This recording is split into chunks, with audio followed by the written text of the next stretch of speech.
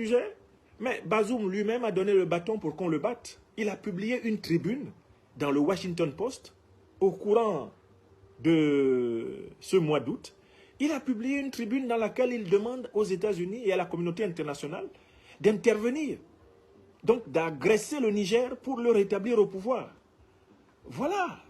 Pour quelqu'un qui se prétend président d'un pays, appeler des forces étrangères à faire la guerre contre son pays, au risque de tuer son peuple, alors que lui, il a été déposé dans un coup d'État sans effusion de sang, c'est le summum de la trahison. Si le peuple nigérien voulait que Bazoum soit président, le peuple nigérien se serait révolté contre le CNSP.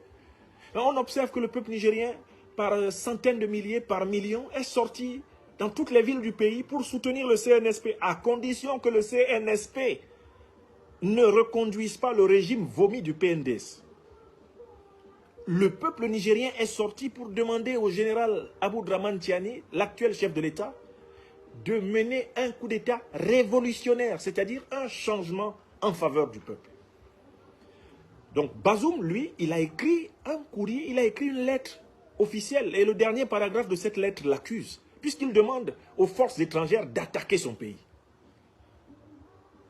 Ça, c'est très simple. Il est passible de l'accusation de haute trahison. Mais il y a un quatrième fait dans lequel Bazoum est tombé. Il est tombé vraiment comme un naïf. Les dirigeants du CNSP ont laissé à Mohamed Bazoum tous ses téléphones. Bazoum a considéré que c'était une naïveté de leur part. Mais le général Aboudraman Tiani est un militaire de haut rang. Ils ont laissé à Bazoum tous ses téléphones, mais ils l'ont mis sous écoute. Donc tout ce que Bazoum a raconté dans ses téléphones, il l'écoutait.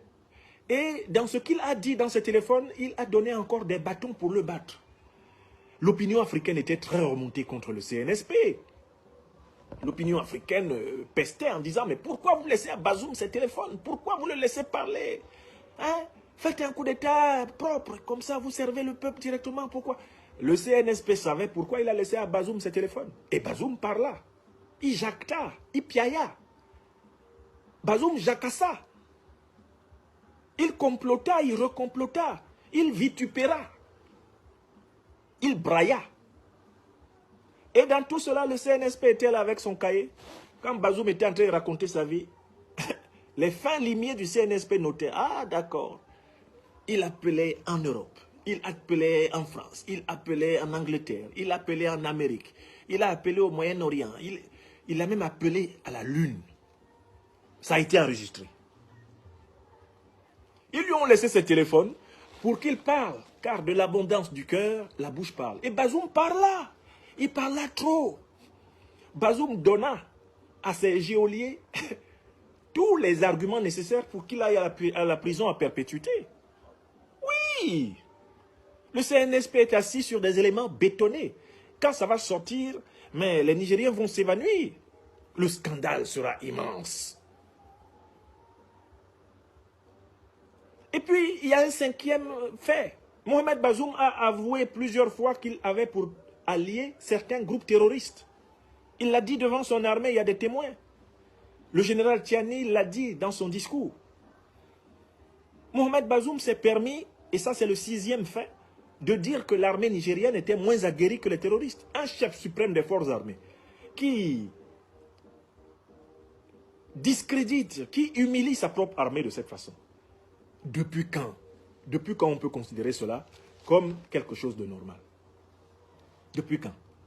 Donc, il y a au moins 6 à 7 catégories de faits. Alors, si on entre maintenant dans les détournements de fonds publics et toutes les fausses institutions, Bazoum était très fort dans l'art de créer des agences, des institutions de ceci, des tas d'agences inutiles dans lesquelles il logeait ses obligés. Et qui étaient des agences sus-budget. Bazoum en a créé. Vous avez vu les décrets du CNSP, on en est pratiquement au 27e décret du président du CNSP. Il est en train de démanteler toutes ces sanctions, toutes ces limaces, tous ces vautours que Bazoum a installés, et avec Issoufou, dans l'appareil d'État pour siphonner l'argent public nigérien. Siphonner. Ce sont des estomacs sans fond. Des estomacs sans fond, je vous le dis. Donc, il y a suffisamment de dossiers de corruption. Le régime PNDS, je le dis de manière mathématique, c'est au moins 70% de prisonniers pour corruption. L'essentiel de ce régime-là est constitué d'au moins 70% de prisonniers pour corruption. Et l'un des points sur lequel le peuple nigérien observe de très près le général Tchiani, c'est la démarcation avec Mahamadou Issoufou.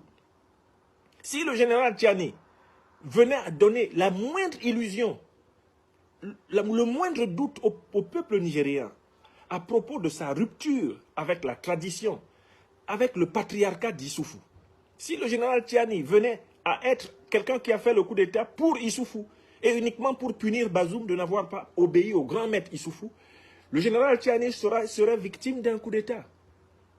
Parce que le peuple nigérien est très déterminé. Le général Tchiani a bien compris qu'il faut choisir le peuple et laisser Issoufou et Bazoum dans leur turpitude. Laisser la justice opérer sur ces gens. Oui! Donc voilà la situation au Niger. La dernière chose qu'il faut souligner, c'est que, bon, au Niger, il y a un fait qui est irréversible. Hein. Le départ des troupes françaises est irréversible. L'État nigérien a dénoncé tous les accords de coopération avec la France. Ce n'est qu'une question de jours. Les dernières troupes françaises présentes dans le pays vont se retirer. Notre souhait est que cela se passe pacifiquement, comme ça s'est fait au Mali et au Burkina. Le président Goïta n'avait pas été élu par le peuple malien quand il a demandé à l'armée française de se retirer et elle a obéi. Le président Ibrahim Traoré n'avait pas été élu par le peuple burkinabé quand il a demandé à l'armée française du camp de Cambouassien de rentrer en paix. Et elle est rentrée. Il n'y a aucun besoin que le président Aboudraman Tiani soit élu par le peuple nigérien. Il est le chef de l'État et ce qu'il a dit est dit.